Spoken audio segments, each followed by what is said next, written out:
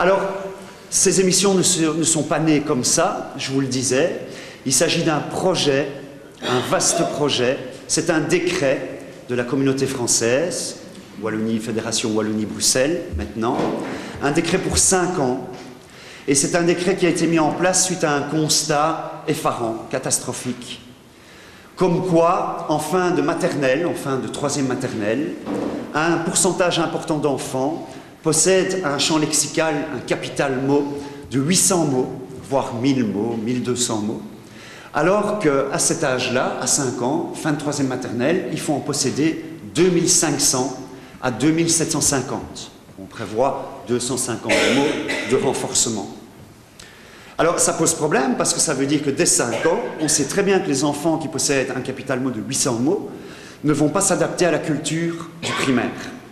Et on sait déjà que dès la 1re ou la 2e primaire, c'est l'échec scolaire qui se profile, avec toute la souffrance que ça engendre pour l'élève, pour les familles. Ça veut dire que dès 5 ans, les inégalités sociales sont mises en place. Dès 5 ans, on peut dire qu'à 80%, tout est joué.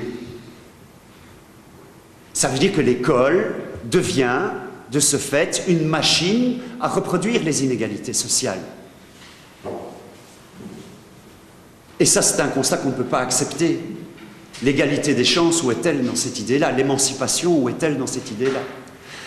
D'autant plus qu'on peut prédire la trajectoire scolaire de certains enfants, mais on peut prédire aussi qu'avec le décrochage scolaire, l'échec scolaire ancré, on va vers finalement une désocialisation de l'enfant et peut-être même des comportements déviants, délinquants. Et puis finalement, au bout du compte, tout ça coûte beaucoup plus cher à la société, coûte beaucoup plus cher aux politiques, des procès, des jugements, peut-être de l'emprisonnement. Et on sait bien que les gens qui vont en prison, quand ils ressortent pire que quand ils sont rentrés. Hein? Bon, ça on pourra en reparler au niveau du modèle des besoins. Alors on s'est dit, c'est pas possible, il faut faire quelque chose. D'autant plus que les recherches, ces constats de recherche, partent aux politiques, partent au gouvernement. Donc le politique a accès à ces informations.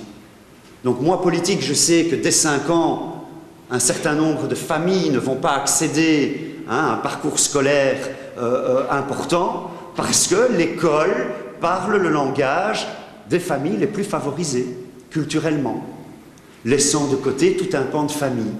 Et donc moi, en tant que politique, j'ai ces constats-là, et je ne fais rien, sachant que les enfants de ces familles-là, je risque de les retrouver au long cours dans des situations de vie catastrophiques, pénibles.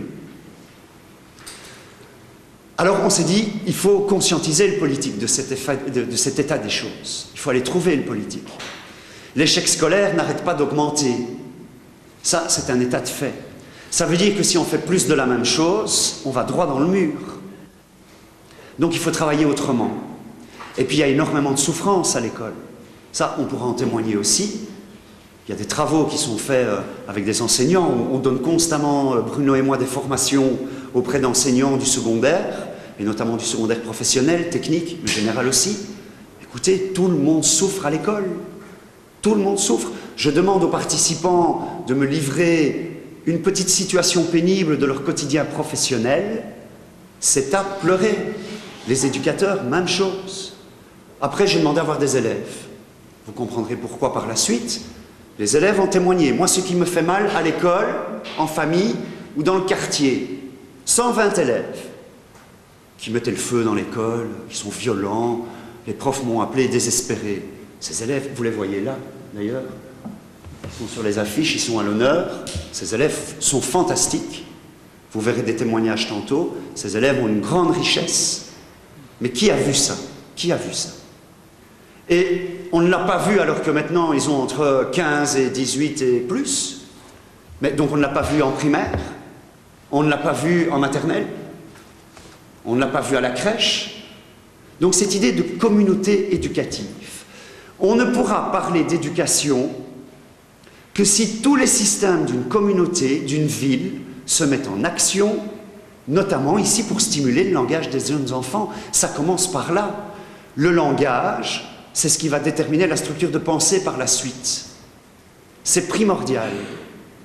Alors quand je vous disais que tout se joue de 0 à 5 ans pour les familles, Mais au niveau de l'apprentissage, aussi, 80% des structures syntaxiques entre les différents milieux, elles sont déjà acquises à 5 ans. Alors il faut combattre ce déterminisme. Il faut combattre cet état de fait. Alors, le politique a réagi, puisqu'on a débouché sur un décret, et on s'est dit on va travailler avec les enseignants pour pouvoir stimuler le langage des jeunes enfants. Et donc c'est une recherche-action. Coupe-moi, hein, parce que sinon je suis parti jusqu'à midi. C'est une recherche-action. Ça veut dire, vous savez, d'habitude, les recherches, on est souvent confronté, en tant que chercheur, aux livres, aux bibliothèques, et on est souvent considéré comme étant enfermé dans notre petite tour d'ivoire, en ayant peu de contact avec la réalité de terrain.